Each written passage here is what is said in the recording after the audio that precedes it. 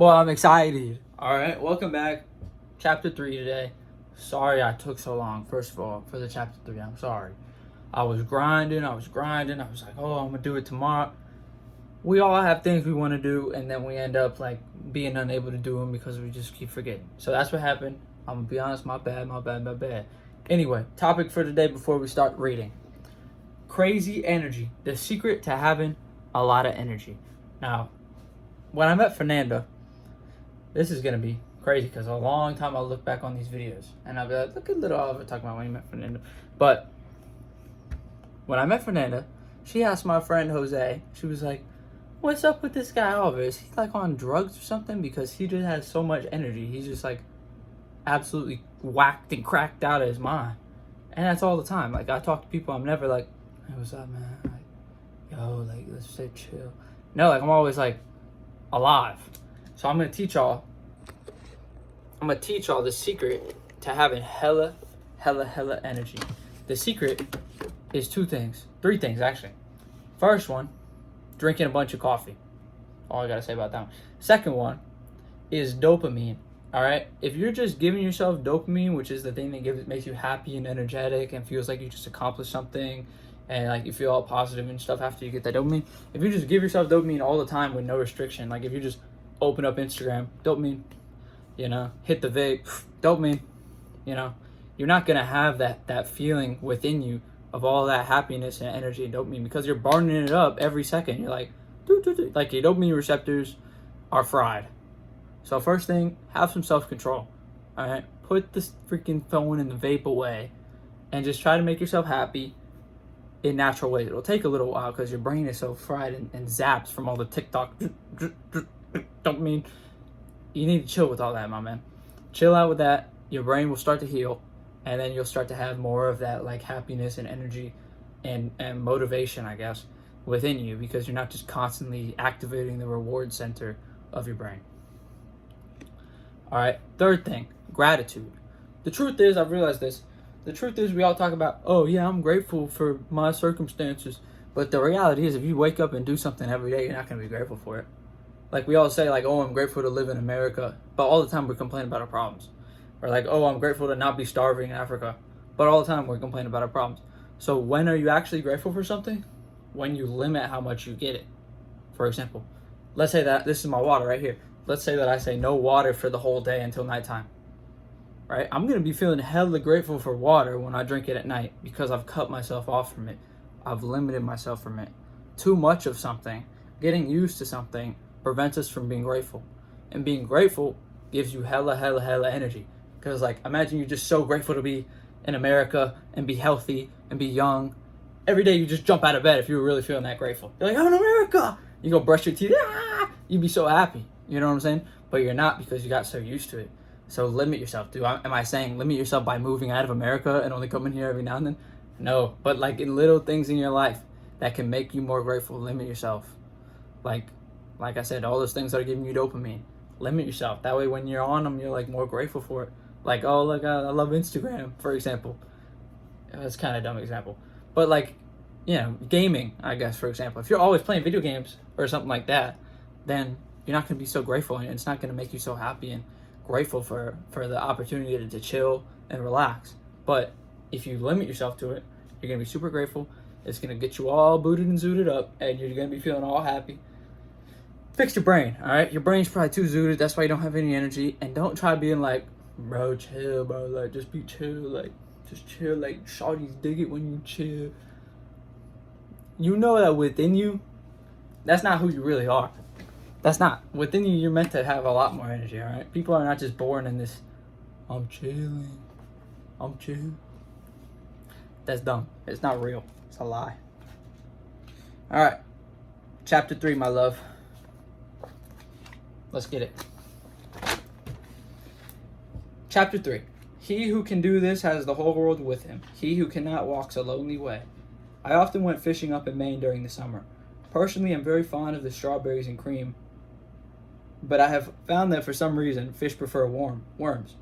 So when I went fishing, I didn't think about what I wanted. I thought about what they wanted. I didn't bait the hook with strawberries and cream. Rather, I dangled a worm and grasshopper in front of the fish and said, "Wouldn't you like to have that?" Why not use the same common sense when fishing for people? That's what Lloyd George, Great Britain's Prime Minister during World War I, did. Someone asked him how he managed to stay in power after the other wartime leaders, Wilson, Orlando, and Clemenceau, had been forgotten. He replied that by staying on top might be attributed to only one thing. It would be to having learned that it was necessary to bait the hook to suit the fish. Why talk about what we want? That is childish, absurd. Of course you're interested in what you want. You are eternally interested in it, but no one else is. The rest of us are just like you. We are interested in what we want. So the only way on earth to influence other people is to talk about what they want and show them how to get it. Remember that tomorrow, when you're trying to get somebody to do something. For example, you don't want your children to smoke, don't preach at them, and don't talk about what you want, but show them that cigarettes may keep them from making the basketball team or winning the 100-yard dash, what they want. This is a good thing to remember, regardless of whether you're dealing with children or calves or chimpanzees. For example, one day Ralph Waldo Emerson and his son tried to get a calf onto the barn, but they made the common mistake of thinking only of what they wanted. Emerson pushed and his son pulled, but the calf was doing just what they were doing. He was only thinking of what he wanted, so he stiffened his legs and stubbornly refused to leave the pasture. The Irish housemaid saw their predicament. She couldn't write essays and books, but on this occasion at least she had more horse sense or calf sense than Emerson had. She thought of what the calf wanted, so she put her maternal finger in the calf's mouth and let the calf suck her finger as she gently led him into the barn. Every act you have performed since the day you were born was performed because you wanted something. How about the time you gave a large contribution to the Red Cross? Yes, there is no exception to the rule. You gave the Red Cross the donation because you wanted to lend a helping hand. You wanted to do a beautiful, unselfish, divine act.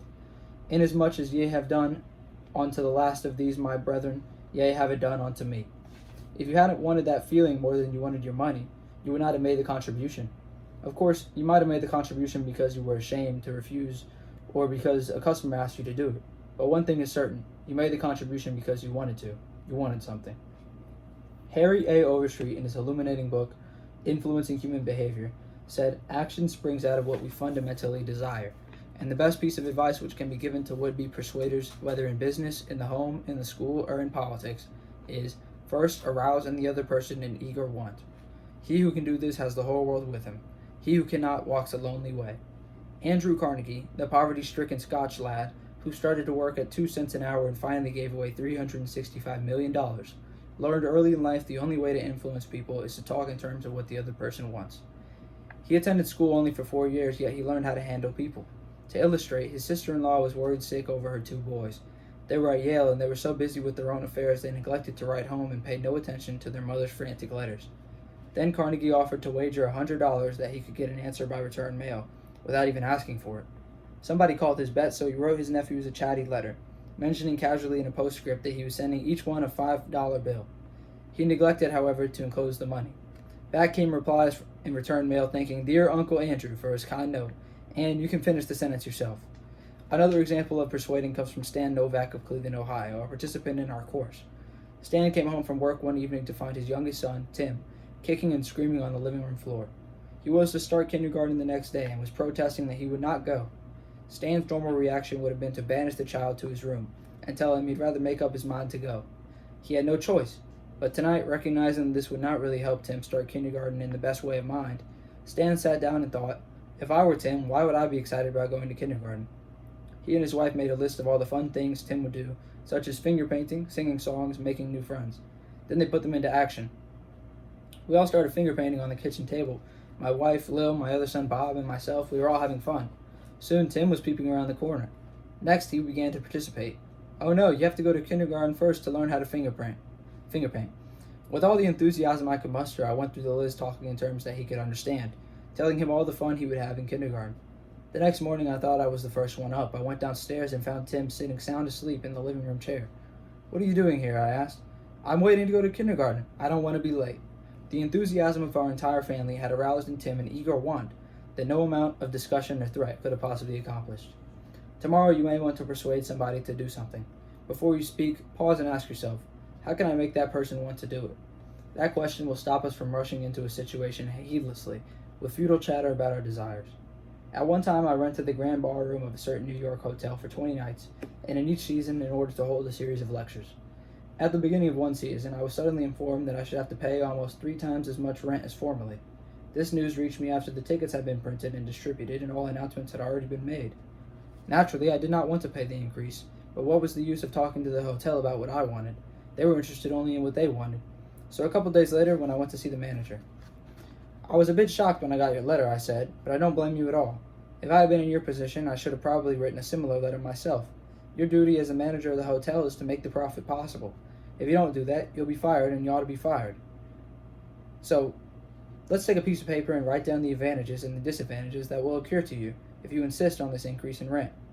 Then I took a letterhead and ran a line through the center and headed one column advantages and the other disadvantages. I wrote down under the head advantages 3 words: ballroom free. I went on to say, "You will have the advantage of having the ballroom free to rent for dances and conventions. That's a big advantage. For affairs like that, they will pay you much more than you can get for a series of lectures. If I tie your ballroom up for 20 nights during the course of the season, it is sure to mean a loss of some very profitable businesses to you. Now let's consider the disadvantages. First, instead of increasing your income from me, you're going to decrease it. In fact, you're going to wipe it out because I cannot pay the rent that you are asking. I shall be forced to hold these lectures at another place. There's also a disadvantage to you also. These lectures attract crowds of educated and cultured people to your hotel. That is good for advertising for you, isn't it? In fact, you could have spent $5,000 advertising in the paper. You couldn't have brought too many people to look at your hotel as I can bring by these lectures. That is worth a lot to a hotel, isn't it?" As I talked, I wrote these 2 disadvantages under the proper heading, and I handed the sheet of paper to the manager, saying, "I wish you would carefully consider both the advantages and disadvantages that are going to accrue to you, and then give me your final decision." I received a letter the next day, informing me that my rent would only be increased by 50% instead of 300%. Mind you, I got this reduction without saying a word about what I wanted. I talked all the time about what the other person wanted and how he could get it. Suppose I had done the human natural thing. Suppose I stormed into his office and said, "Why are you raising my rent 300% when you know the tickets have been printed and announcements made? 300%? Ridiculous. Absurd. I will not pay it." What would have happened then? An argument would have begun and steam and sputter, and you know how arguments end. Even if I had convinced him that he was wrong, his pride would have made it difficult for him to back down and give in. Here's one of the best bits of advice ever given about the fine art of human relationships. "If there is any one secret of success," said Henry Ford, "it lies in the ability to get the other person's point of view and see things from that person's angle as well as from your own." That is so good, I want to repeat it. If there is any one secret of success, it lies in the ability to get the other person's point of view and see things from that person's angle as well as from your own. That is so simple, so obvious, that anyone ought to see it, the truth of it at a glance. Yet 90% of people on this earth ignore it 90% of the time. An example? Look at the letters that come across your desk tomorrow morning, and you'll find that most of them violate the common canon of common sense. Take this one, a letter written by the head of the radio department of an advertising agency with offices scattered around the continent. This letter was sent to the managers of local radio stations throughout the country. I have set down in brackets my reactions to each paragraph. "Dear Mr. Blank, the Blank Company desires to retain its position in advertising agency leadership in the radio field. Who cares what your company desires? I'm worried about my own problems. The bank is foreclosing the mortgage on my house, the bugs are destroying the hollyhocks, the stock market tumbled yesterday, I missed the 8:15 this morning, I wasn't invited to the Jones dance last night, the doctor tells me I have high blood pressure and nerves and dandruff. Then what happens? I come to the office this morning worried, open my mail and hear some little whippersnapper off in New York talking about what his company wants. Bah! If only he realized what sort of impression his letter makes, he would get out of the advertising business and start manufacturing sheep dip. This agency's national advertising accounts were the bulwark of the network. Our subsequent clearances of station time have kept us at the top of the agencies year after year. You are big and rich and right at the top, are you? So what? I don't give 2 whoops in Hades if you're as big as General Motors and General Electric and the general staff of the U.S. Army all combined. If you had as much sense as a half-witted hummingbird, you would realize that I'm interested in how big I am, not how big you are. All this talk about your enormous success makes me feel small and unimportant. We desire to service our accounts with the last word on radio station information. You desire, you unmitigated ass. I'm not interested in what you desire, what the President of the United States desires. Let me tell you once and for all that I'm interested in what I desire, and you have not said a word about that yet in this absurd letter of yours. Will you, therefore, put the Blank Company on your preferred list for weekly station information? Every single detail that will be useful to an agency and intelligently booking time.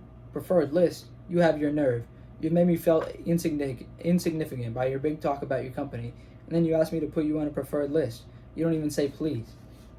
A prompt acknowledgement of this letter, giving us your latest doings, will be mutually helpful. You fool, you mail me a letter scattered far and wide like the autumn leaves, and you have the gall to ask me, when I'm worried about the mortgage and the hollyhocks and my blood pressure, to sit down and dictate a personal note acknowledging your form letter? What do you mean promptly? You don't know how busy I am. And when we're on the subject, who gave you the lordly right to order me around? You say it will be mutually helpful. At last, you have begun to see my viewpoint, but you are vague about how it will be to my advantage. Very truly yours, John Doe, Manager, Blank Radio Department.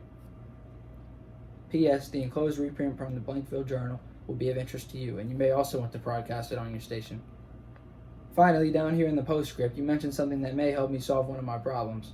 An advertising man who is guilty of perpetuating such drivel as you've sent me has something wrong with his media oblongata. You don't send a letter giving your latest doings. What you need is a quart of iodine in your thyroid gland. Now, if people who devote their lives to advertising and who pose as experts in the art of influencing people to buy, if they write a letter like that, what can we expect from the butcher and the maker and the auto mechanic? Here's another letter, written by the superintendent of a very large freight terminal to a student of this course, Edward Vermelin. What effect did this letter have on the man to whom it was addressed? Read it first, and then I will tell you.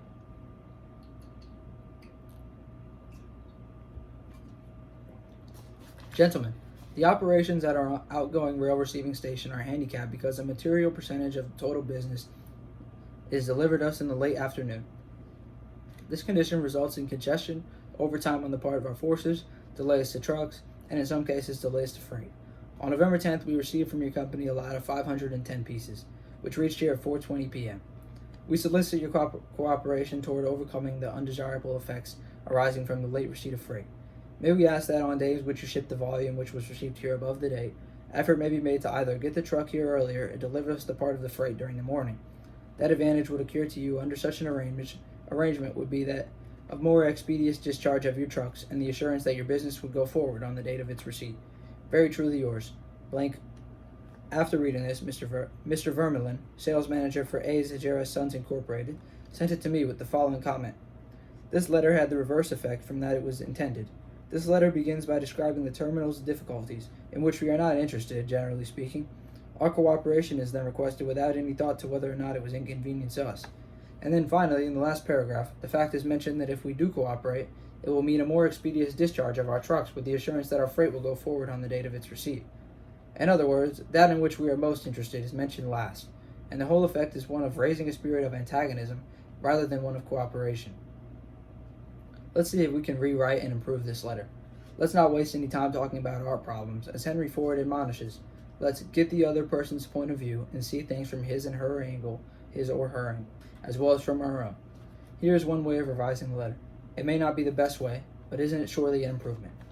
Dear Mr. Vermelin, your company has been one of our good customers for 14 years. Naturally, we are very grateful for your patronage and eager to give you the speedy, efficient service you deserve.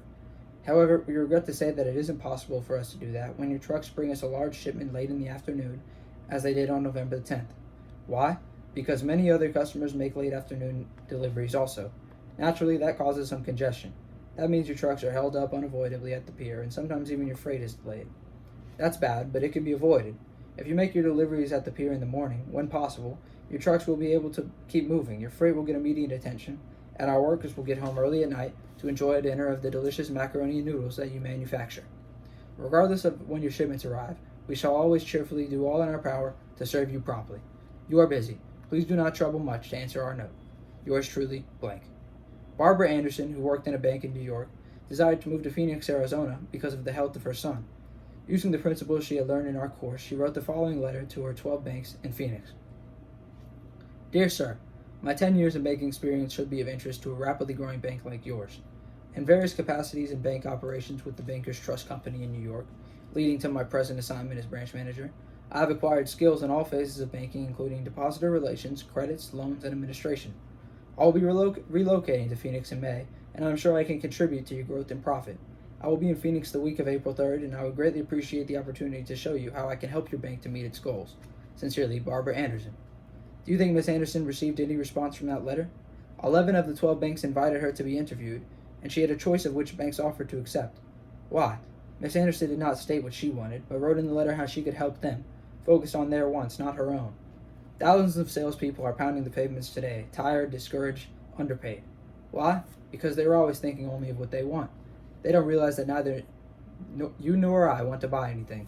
If we did, we would go out and buy it. Both of us are eternally interested in solving our problems. And if salespeople can show us how their services and merchandise will help us to solve our problems, they won't need to sell us. We will simply buy. And customers like to feel that they are buying, not being sold. Yet many salespeople spend a lifetime in selling without seeing things from the customer's angle. For example, for many years I lived in Forest Hills, a little community of private homes in the center of greater New York. One day, as I was rushing to the station, I chanced to meet a real estate operator who had bought and sold properties in that area for many years. He knew Forest Hills well, so I hurriedly asked him whether or not my stucco house was built with metal lath or hollow tile. He said he didn't know and told me what I already knew, that I could find out by calling the Forest Hills Garden Association. The following morning, I received a letter from him. Did he give me the information I wanted? He could have gotten it in 60 seconds by telephone call, but he didn't. He just told me again that I could get it by telephoning, and then asked me to let him handle my insurance. He was not interested in helping me, he was only interested in helping himself. J. Howard Lucas of Birmingham, Alabama, tells how two salespeople from the same company handled the same type of situation. He reported, "Several years ago, I was on the management team of a small company. Headquartered near us was the district office of a large insurance company. Their agents were assigned territories, and our company was assigned to two agents, who I shall refer to as Carl and John. One morning, Carl dropped by our office and casually mentioned his company had introduced a new life insurance policy for executives and thought we might be interested later and that he would get back to us when he has more information on it. That same day, John saw us on the sidewalk during the morning for a coffee break, and he shouted, 'Hey Luke, hold up, I have great news for you fellows.' He hurried over very excitedly, told us about an executive life insurance policy his company had introduced that very day. It was the same policy that Carl had casually mentioned. He wanted us to have one of the first issued. He gave us a few important facts about the coverage and ended saying, 'This policy is so new, I'm going to have someone from the home office come out tomorrow and explain it. Now, in the meantime, let's get these applications signed and on the way so we can have more information to work with.' His enthusiasm aroused in us an eager want for this policy, even though we still did not have all of the details. When they were made available to us, they confirmed John's initial understanding of the policy, and he not only sold us each a policy, but he later doubled our coverage. Carl could have had those sales, but he made no effort to arouse in us a desire for the policies. The world is full of people who are grabbing and self-seeking, so the rare individual who unselfishly tries to serve others has an enormous advantage. He has little cooperation.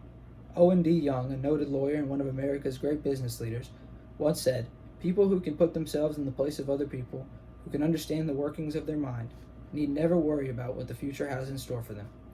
If out of reading this book you get just one thing, an increased tendency to think always in the other person's point of view and see things from their angle, if you get that one thing out of this book, it may even prove to be one of the building blocks of your career.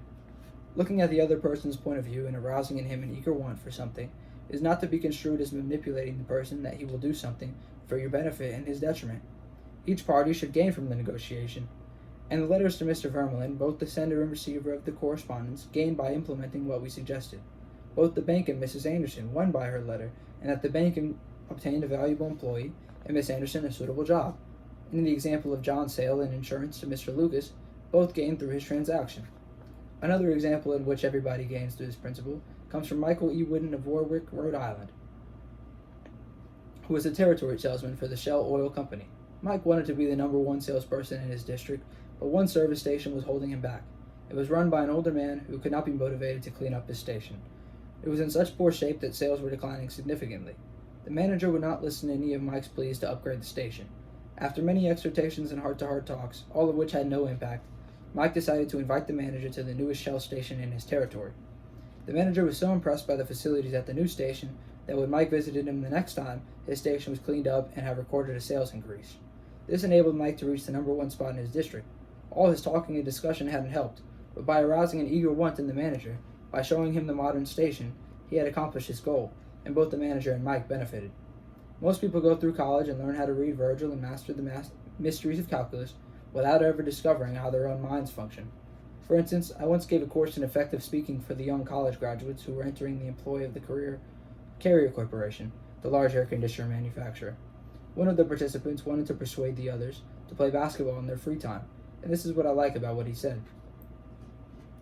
"I want you to come out and play basketball. I like to play basketball, but the last few times I've been to the gymnasium, there haven't been enough people to get up a game. 2 or 3 of us have got to be throwing the ball the other night, and I got a black eye. I wish all of you would come down tomorrow night because I want to play basketball. Oh, I'm sorry. That's not. He didn't say it. He just said this is what he said. This is about what he said. Did he talk about anything you want? You don't want to go to a gymnasium that no one else goes to, do you? You don't care about what he wants. You don't want to get a black eye like him. Could he have shown how to get the things you want by using the gymnasium? Surely. More pep, keener edge to the appetite, clearer brain, fun, games, basketball. To repeat Professor Overstreet's wise advice, first, arouse in the other person an eager want. He who can do this has the whole world with him. He who cannot walks a lonely way. One of the students in the author's training course was worried about this little boy. The child was underweight and refused to eat properly. His parents used the usual method. They scolded and nagged. Mother wants you to eat this and that. Father wants you to grow up and be a big man. Did the boy pay any attention to these pleas? Just about as much as you would pay to one fleck of sand on a beach. Not one without a trace horse sense would expect a child 3 years old to react to the viewpoint of a father 30 years old. Yet that was precisely what the father had expected. It was absurd. He finally saw that, so he said to himself, "What does that boy want? How can I tie up what I want to what he wants?" It was easy for the father when he started to think about it. The boy had a tricycle he loved to ride up and down the sidewalk in front of the house. A few doors down the street lived a bully, a bigger boy who would pull the little boy off his tricycle and ride it himself. Naturally, the little boy would come running and screaming to his mother, and she would have to come out and take the bully off the tricycle and put her little boy back on. This happened almost every day. What did the little boy want? It didn't take a Sherlock Holmes to answer that one. His pride, his anger, his desire for a feeling of importance, all the strongest emotions in his makeup, goaded him to get revenge, to smash the bully in the nose. And when his father explained that the boy would be able to wallop the daylights out of the bigger kids someday if he would only eat the things his mother wanted him to eat, when his father promised him that, there was no longer any problem. The boy would have eaten spinach, sauerkraut, salt, mackerel, anything to be big enough to whip that bully who had humiliated him so often. After solving that problem, these parents tackled another, the little boy who had the unholy habit of wetting his bed. He slept with his grandmother. In the morning, his grandmother would wake up and feel the sheet and say, "Look, Johnny, look what you did again last night." He would say, "No, I didn't do it, you did it." Scolding, spanking, shaming him, reiterating that the parents didn't want him to do it, none of these things kept the bed dry. So the parents asked, how can we make this boy want to stop wetting his bed?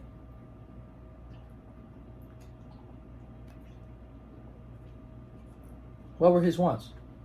First, he wanted to wear pajamas like Daddy instead of wearing a nightgown like Grandma. Grandma was getting fed up with his nocturnal iniquities, so she gladly offered to buy him a new pair of pajamas if he would reform. Second, he wanted a bed of his own. Grandma did not object. His mother took him to a department store in Brooklyn, winked at the salesgirl, and said, "Here is a little gentleman who would like to do some shopping." The salesgirl made him feel important, saying, "Young man, what can I show you?" He stood up a couple inches taller and said, "I want to buy a bed for myself."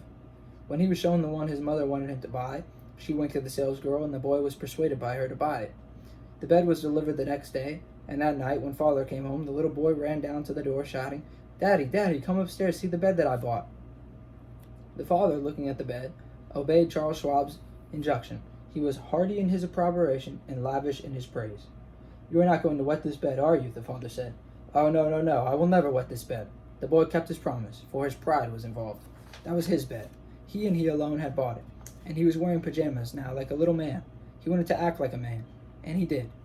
Another father, K.T. Dutchman, a telephone engineer, a student of this course, couldn't get his 3-year-old daughter to eat breakfast food.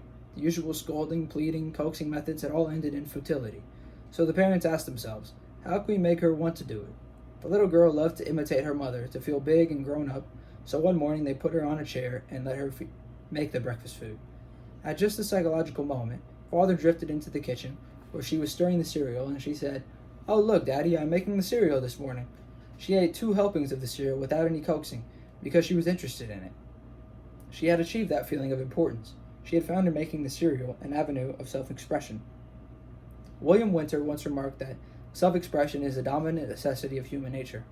Why can't we adapt this same psychology to business dealings? When we can't have a brilliant idea, instead of making others think it's ours, why not let them cook and stir the idea themselves? They will then regard it as their own, and they will like it and maybe eat a couple of helpings of it. Remember, first arouse in the other person an eager want. He who can do this has the whole world with him. He who cannot walks a lonely way. Principle 3. Arouse in the other person an eager want. Yeah! Tell me to go write it on the board, because that's the tradition. I hope you guys like that chapter. That chapter was really good. Oh man, I love my life. Gotta go to work now. See, grind really don't stop. For a young man out here, gotta grind. Arouse in the other person an eager want. Well, guys, I love you. Thanks for keeping on to watch my videos. I hope you're learning. I hope you're continuing to learn more and more every day, you know, and just figure stuff out every day, and just, you know, figure things out every day, and just, you know, get freaking jacked too. So, yeah, guys.